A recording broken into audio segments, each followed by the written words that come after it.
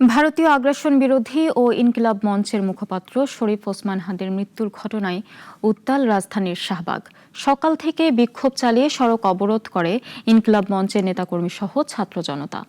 অপরাধীর শাস্তির আওতায় আনার দাবিও জানান তারা। সেই সাথে সরকারের ব্যর্থতা নিয়ে কথা বলেন তারা। আমরা সবাই হাদি হব, যুগে যুগে লড়ে যাব। দিল্লি না ঢাকা, ঢাকা ঢাকা, ভারতের দালালেরা হুঁশিয়ার সাবধান ইত্যাদি স্লোগানে দিনভর উত্তাল রাজধানীর শাহবাগ।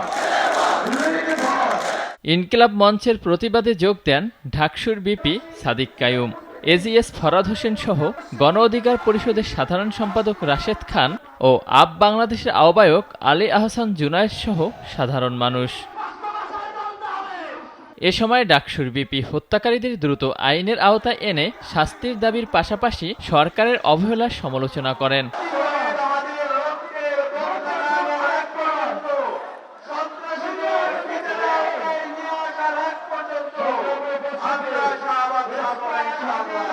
গণ অধিকার পরিষদের সাধারণ সম্পাদক হুঁশিয়ারি দেন, হাদি হত্যার বিচার না হলে স্বরাষ্ট্র উপদেষ্টার চেয়ার থাকবে না।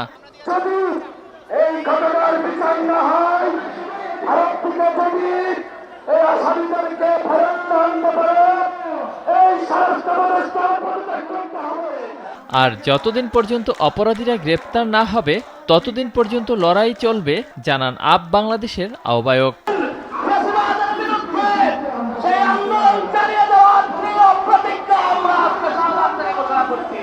উসমান হাদির হত্যাকারীদের দেশে এনে দ্রুত শাস্তির দাবি সাধারণ মানুষ সহ সবার।